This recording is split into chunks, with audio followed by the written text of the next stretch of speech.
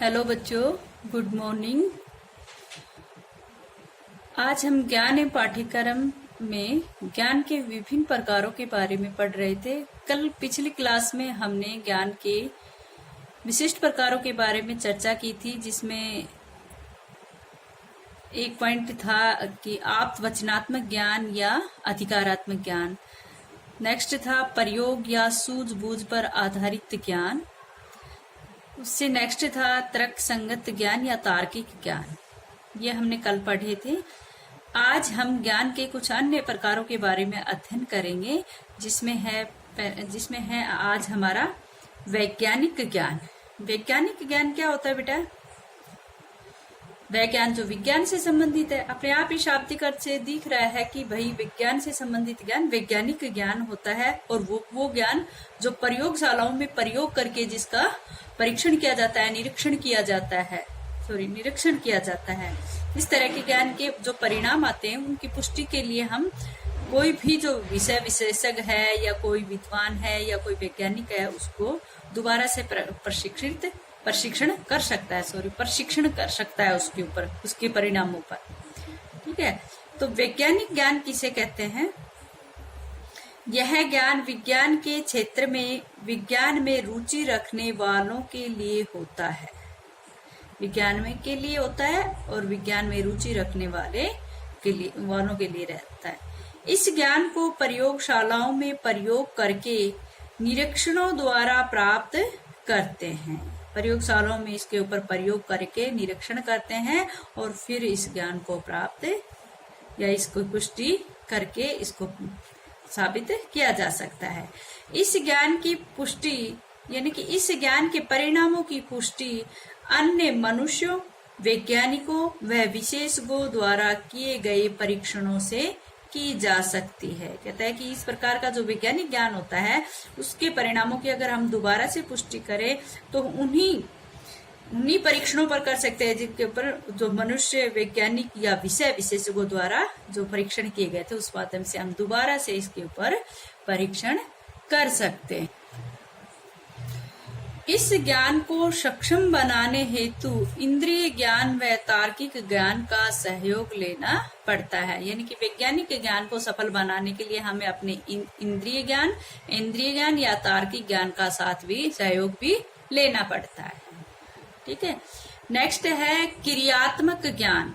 क्रियात्मक ज्ञान कौन सा होता है बेटा? क्रिया मतलब कि जो कार्य करके।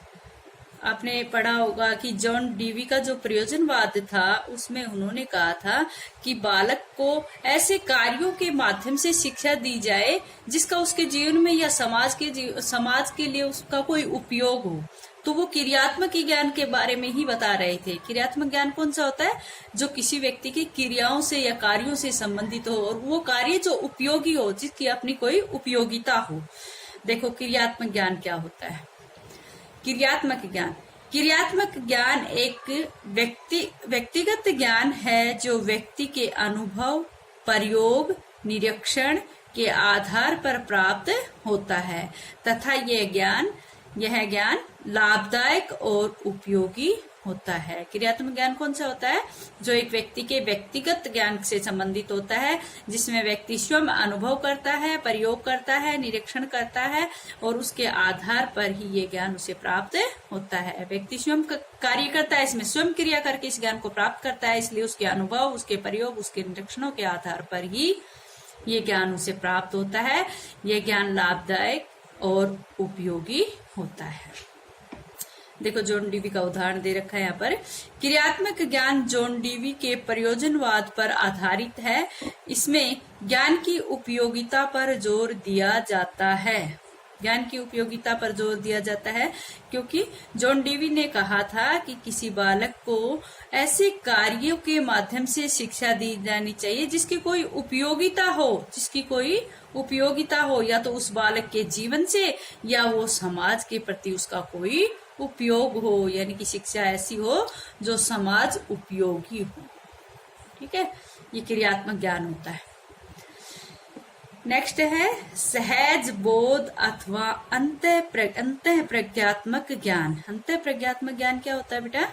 सहज बोध यानी कि सहज ही जिसका बोध हो जाए। अंत मीन आंतरिक, प्रज्ञा मीन प्रज्ञा बुद्धि के लिए आया है। अंत का शाब्दिक अर्थ यहाँ पर दे रखा है। अंत शब्द का अर्थ है आंतरिक तथा प्रज्ञा का अर्थ है बुद्धि, यानी कि आंतरिक बुद्धि से जो ज्ञान प्राप्त होता है। ये इसमें लगाओ कि जैसे जो लोग भविष्यवाणी करते हैं या फिर कुछ भविष्य की घटनाओं के बारे में अगर पूर्व अनुमान लगाया जाता है तो वो अंत प्रज्ञात्मक या सहज बोध ज्ञान के माध्यम से ही होता है।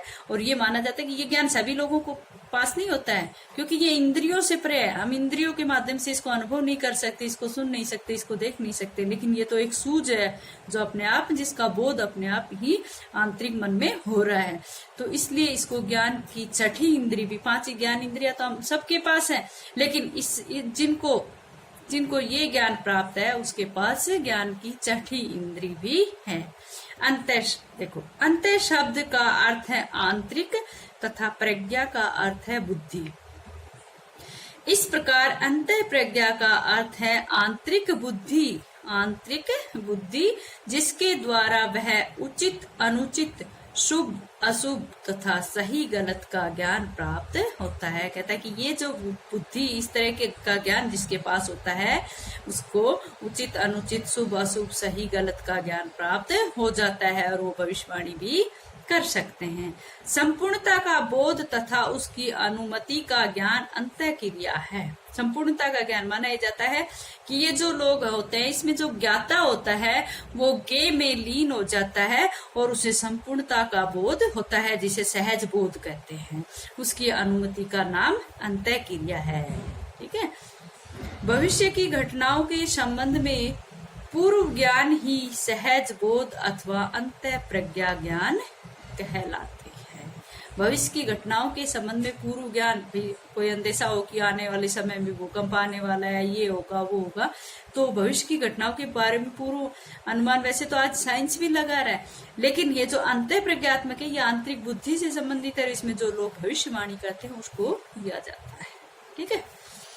ये ज्ञान सभी लोगों के पास नहीं होता है, कुछ विशेष लोगों को ही अंत प्रज्ञात्मक या सहज बोध ज्ञान प्राप्त होता है, या फिर कुछ जैसे कुछ सिद्धियां प्राप्त लोग होते हैं उनके पास होता है।